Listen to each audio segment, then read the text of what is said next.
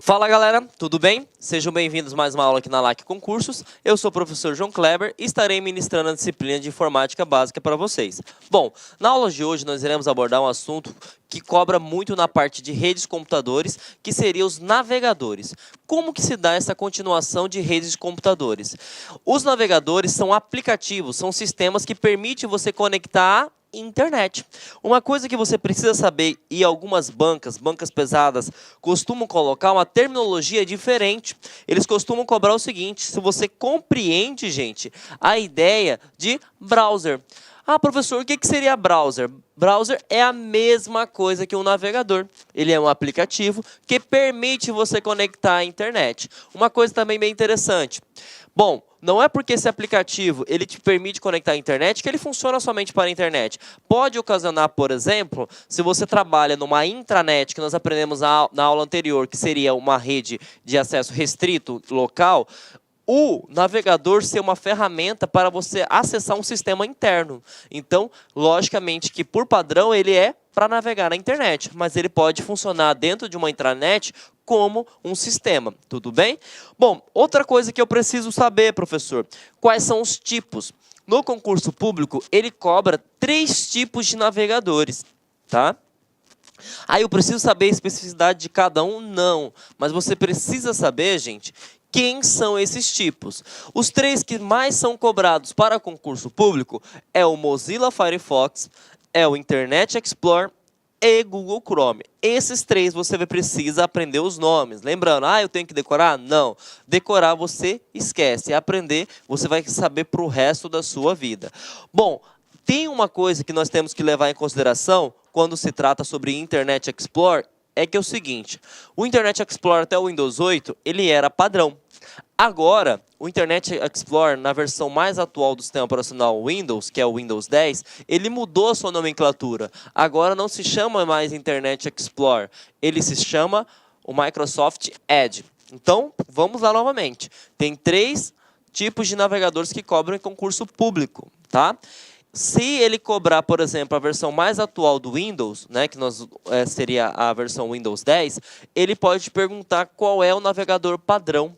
E aí pode ter a palavra padrão ou nativo. Se ele falar que é o Windows 10, o navegador padrão, gente, é o Microsoft Edge. Tá? Agora, se ele perguntar o seguinte, como costuma perguntar, qual é o navegador padrão do Windows 7? Aí você vai marcar Internet Explorer. Uma coisa também muito importante: tanto o Internet Explorer quanto o Microsoft Edge, eles são nativos, ele é da própria Microsoft. Já aconteceu em concursos anteriores que eles citam o seguinte: por ser o sistema operacional Windows, não é permitido instalar, por exemplo, o Mozilla Firefox de forma paralela. Então imagine só, ele fala o seguinte, que se você tem o Internet Explorer instalado nessa máquina, eu não posso instalar outro sistema operacional, eu tenho que desinstalar esse para instalar. E isso é mentira, porque você pode instalar, desinstalar, pode utilizar os dois ao mesmo tempo, de forma simultânea, e isso não interfere em nada. Então, claro que ele já vem instalado, mas eu posso instalar outro? Pode. E os dois podem trabalhar de forma conjunta? Pode sim também.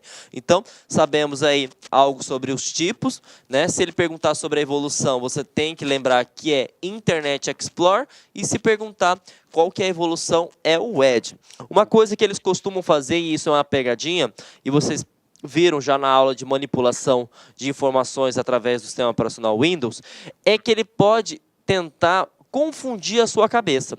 Porque nós temos 2 coisas. Nós temos o Windows Explorer e nós temos o Internet Explorer. Professor, qual que é a diferença? As palavras são muito parecidas, são muito semelhantes. O Windows Explorer, gente, ele é o gerenciador de pastas e arquivo do Windows. E o Internet Explorer é o aplicativo que permite você conectar à internet. Então, vejam só, se ele colocar lá, é considerado o Windows Explorer como um navegador, você vai marcar falso. Vejam que caiu na questão do ano de 2018, lá na Câmara de Salvador, né? E a banca que realizou isso foi o FGV, para o cargo de assistente, e ele pergunta a seguinte coisa, tá? Bom, considere os seguintes aplicativos. Google Chrome, ele é um navegador. Firefox, ele é um navegador. Internet Explorer, ele é um navegador. E Windows Explorer, bom, eu já sei que ele não é um navegador. E vamos verificar qual que é a questão que ele cobra.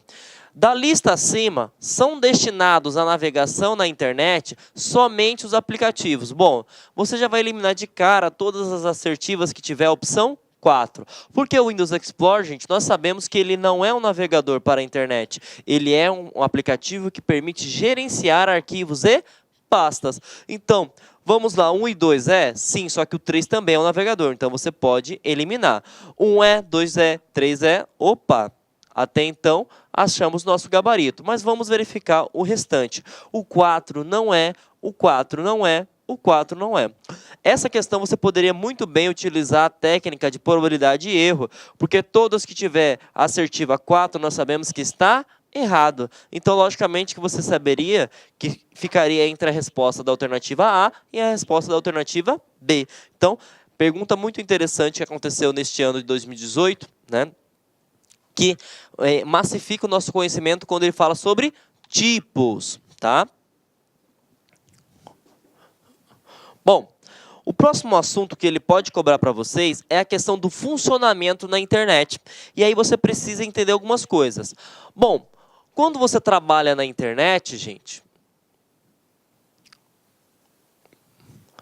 você tem essa nomenclatura. Por exemplo, esse é o site da LAC Concursos.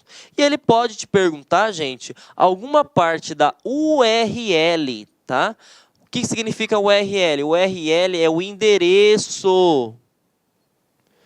É o endereço, né, que nós chamamos de domínio, na internet. Por exemplo, você na sua casa, você tem um endereço que é o seu CEP, que é a sua localização, né, num estado, num país, numa cidade. Quando você trabalha no mundo virtual, quando você trabalha na internet, você também tem um endereço de domínio. Então, por exemplo, lacconcursos.com.br é o endereço na web. E o que eu preciso saber? A primeira coisa, ele te identifica qual é o protocolo que você está utilizando para a navegação na internet. Na aula passada, na aula 3 de redes de computadores, nós vimos que quando se trata sobre navegação na internet, eu posso utilizar dois protocolos. Qual que é a diferença que existe de um para o outro?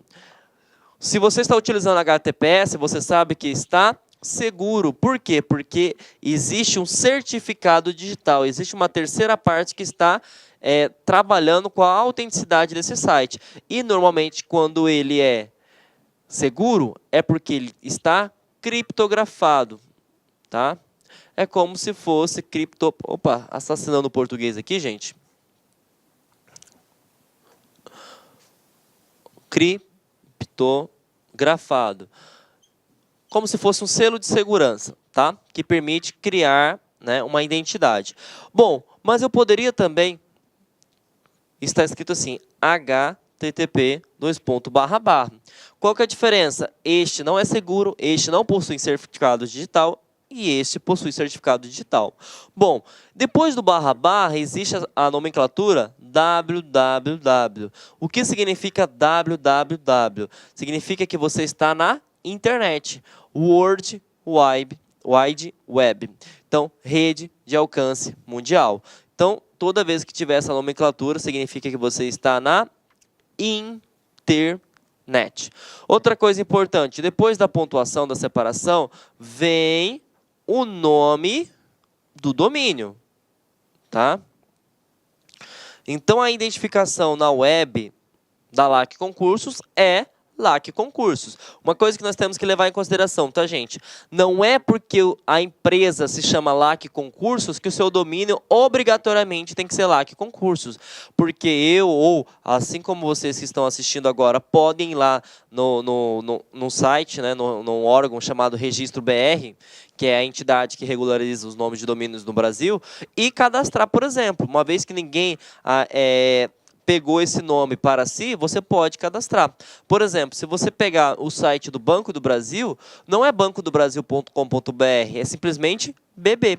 Né? Então, nem sempre, tá, o endereço na internet, o endereço na web é o mesmo nome da empresa.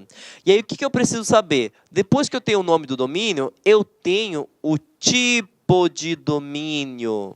Tá? Por exemplo, se está .com, significa que esse domínio tem o objetivo comercial, tá bom? E nós vamos, em um próximo slide, definir os que mais existem, os que mais se cobram, tá? Ponto .br, gente. Ponto .br vem da parte de nacionalidade. Se o domínio da LAC Concursos fosse .com.pt, significaria que ela é da nacionalidade portuguesa. Então, se ela tivesse o ponto .nz, da Nova Zelândia, então isso seria a definição. Se não tem nada depois do .com, significa que ela é internacional. Tudo bem? Então, essa é a nomenclatura que você precisa saber. Esse seria o funcionamento de um site, né, de um domínio na internet. Primeiro eu tenho o protocolo de navegação que eu estou utilizando, se é seguro, se não é. Depois eu falo se está na internet, que é o caso da LAC Concursos, o nome do domínio, eu falo que ela é comercial e a sua respectiva nacionalidade. Bom, eu falei para vocês que existem vários tipos de domínio. Quais são os tipos de domínio que eu preciso saber, professor? Bom, .com, já sabemos que ele é comercial. Só que existem outros, tá? E o que você precisa aprender são esses aqui. Toda vez que tiver 1000, significa que ele é militar. Tanto é que se você entrar dentro do site do Exército Brasileiro, você vai ver que o final da URL está escrito .1000. Se você, por exemplo, entrar numa instituição voltada para a educação e vai existir lá, por exemplo, .edu, então significa que ele é educacional. Uma vez que tiver extensão, por exemplo, o MEC, é mec.gov, significa que ele é governamental. Se ele tiver, aqui não é edu, desconsiderem edu, aqui seria org, tá? Org significa o quê? Organizacional, tudo bem? Então esses são os tipos de domínio. Não é obrigatório ser todos comercial, podem existir vários outros tipos de domínio, tudo bem? Dicas. Inclusive eu dei uma analisada, o CESP cobrou, salvo engano, em 2 tipos de carreiras. Carreira administrativa, salvo engano, e carreiras policiais. Ele cobrou o uso da tecla Ctrl quando você está utilizando um navegador. E aí preste atenção, normalmente quando você está trabalhando numa empresa, nós tentamos eliminar o máximo possível de mouse, sempre trabalhar com teclado. Então imagine que você está entrando no site da LAC Concursos, você digitou www.lacconcursos.com.br e aí para você dar o sim, né? Lá na URL, você pega o mouse e clica lá para abrir, né, para avançar. Ou você pode dar simplesmente um Ctrl, tá? Enter, assim que você estiver digitando. Quando você dá um Ctrl Enter, ele vai redirecionar para a página que você quer. Então você digitou a URL, tá? Não sei o que é URL, endereço. E apertou a tecla Ctrl mais Enter, ele vai redirecionar. Então ele faz a função do seu cursor, também chamado de mouse. Outra dica que cai em concurso é o seguinte, imagine que você possua vários links, né? Então aqui está o link do site da LAC Concursos, aqui está a aula 1, do professor João Kleber. E aqui está a aula 2, do professor João Kleber. Suponha que você quer abrir essas aulas em várias guias, tá? Porque existe a página, e nessa página a gente pode dividir em partes menores, que nós chamamos de guias. Ele pode perguntar o seguinte, como que eu posso fazer com que esses 2 links de aula possam abrir em partes diferentes? Você simplesmente vai apertar a tecla Ctrl e dar um clique com o botão esquerdo do mouse. Então você clicou com Ctrl, clicou na aula 2, segurado a tecla Ctrl e clicou na aula 1, o que vai acontecer? Vai abrir uma nova guia, a aula 1 do professor João Kleber, e vai abrir uma nova guia, a aula 2 do professor João Kleber. Então vejam que essas 2 dicas aqui estão caindo em concurso. A funcionalidade da tecla de atalho Ctrl. Então Ctrl mais Enter, ele vai redirecionar para a URL, e Ctrl mais clique do mouse, ele permite abrir uma nova guia. Tudo bem? Bom, gente, agora nós iremos abordar um assunto muito interessante que eles estão cobrando no ano de 2017 e no ano de 2018. Para que você entenda sobre isso, eu vou voltar um pouquinho lá na aula 3, na aula de redes de computadores. Você aprendeu o seguinte, quando eu trabalho com transferência de arquivos, né, quando eu envio um arquivo, por exemplo, do meu computador para a internet, eu estou fazendo um upload. Quando eu pego um arquivo da internet e baixo para o meu computador, eu estou fazendo um download. Aonde que eu quero chegar? Se eu estou baixando um arquivo na internet, certo? Eu vou trazer para o meu computador e ele vai para uma pasta. Que pasta será essa? Pasta chamada de download.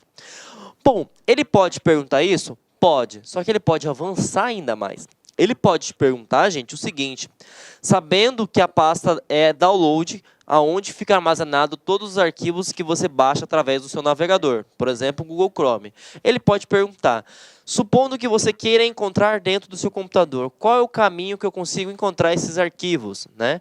E aí você precisa voltar um pouquinho para a parte de hardware e lembrar de uma coisa: se eu salvei esse arquivo, eu salvei ele aonde? Dentro do HD. E o HD é simbolizado pelo sistema operacional, gente, através de letras. Normalmente, a letra que inicia o HD é a letra C, barra. Bom, sei que está no meu HD. Só que aí você tem que pensar o seguinte: um computador ele pode possuir vários usuários. Por exemplo, aqui na LAC nós temos vários usuários. Nós temos usuários para estagiários, usuários para técnicos, usuários para supervisores, usuários para professores, para direção e assim vai. Então, cada tipo de usuário ele tem os seus documentos. Então, eu não posso criar uma pasta download e compartilhar para todo mundo. Então, o caminho vai ser o seguinte, ó. Eu estou dentro do meu HD, o arquivo está dentro do meu HD, só que ele está dentro de uma pasta que é chamada de users, que se você pegar a tradução literal significa usuários, e aí eu tenho que especificar qual é o usuário que eu quero. Por exemplo, se está no usuário do professor João, vamos supor que o meu nome do usuário seja João. Bom, já encontrei o arquivo? Não, porque sabemos que quando você baixa na internet, ele fica armazenado dentro de uma pasta. Pasta essa que é chamada de downloads. Então, veja só. Na brincadeira, a gente aprendeu, né, qual é o caminho correto, tá? Aonde ficam os arquivos armazenados no seu computador. Primeiro, identifico o meu HD, que normalmente ele é simbolizado por uma letra, barra. Depois, eu informo que existe usuários. Eu tenho que especificar qual que é o usuário que eu quero. E, logicamente, uma vez que eu especifiquei qual usuário que eu quero, eu tenho a pasta que eu quero verificar quais arquivos que eu baixei, que seria a pasta downloads. Bom, ele pode perguntar dessa forma, ele pode perguntar qual é o caminho, e outra, ele pode perguntar qual é a tecla de atalho, tá? Qual é a tecla de atalho? Ctrl J. E isso é específico? Não, é para todos os navegadores. Então, uma vez que você utiliza a tecla Ctrl J para qualquer navegador, ele vai abrir esse caminho aqui para você, c:/user/João/download, tudo bem? Então vejam só, ele pode perguntar onde é armazenado o arquivo, qual é o local que é armazenado esse arquivo e qual é a tecla de atalho. Então só no assunto download, olha o tanto de vertente que você pode ter no seu concurso público, tá? Para massificar seu conhecimento, gente, vamos responder essa questãozinha aqui de 2018, lá do Detran do Maranhão, para o cargo de assistente.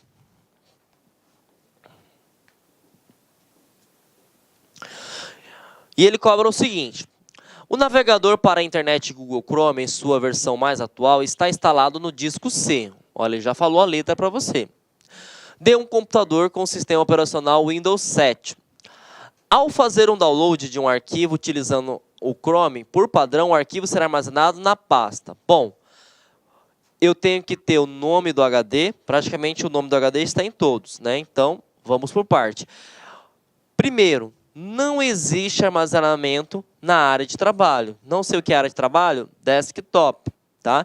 Então, quando você liga o computador, aquela tela que se inicia, aquela tela que fica todos os ícones que você pode trabalhar, é chamado de área de trabalho. Olá, meus amigos, minhas amigas, eu sou o professor Luiz Antônio Carvalho, eu estou aqui para fazer um convite muito especial para você, que acabou de assistir essa nossa aula específica, aula top de linha para o concurso da Universidade Federal do Rio Grande do Norte 2019. Nós aqui da Lá Concurso montamos um super curso, completaço, ponto a ponto do digital. Essa aula que você assistiu é uma pequena parte da aula, ela não é completa, é uma aula demonstrativa. Essa é a intenção de demonstrar o nosso trabalho, a qualidade do nosso produto. Então convido você, é o seguinte, né, para clicar aqui embaixo, tem um link, você vai ser direcionado diretamente para o site da LAC e ali você pode fazer sua matrícula num curso completaço. Eu tenho certeza que você não vai se arrepender, ponto a ponto do edital, por apenas 10 parcelas de R$20. 80 dias de acesso, o nosso cargo é assistente administrativo, ali está técnico, um erro é do nosso marketing aí. Então, 80 dias de acesso, você vai poder assistir quantas vezes quiser e na hora que desejar. Bacana? Dá tempo, o edital não está difícil, eu conheço esse edital com uma palma da minha mão, já estudei esse edital, já tenho até um vídeo gravado com análise desse edital, então convido vocês aí a pagarem, fazendo investimento, vai ser o melhor investimento da sua vida, 10 parcelas de R$20 aqui na LAC Concursos, que você não vai se arrepender. Bacana, meus amigos? Um forte abraço e espero vocês. Tchau, tchau.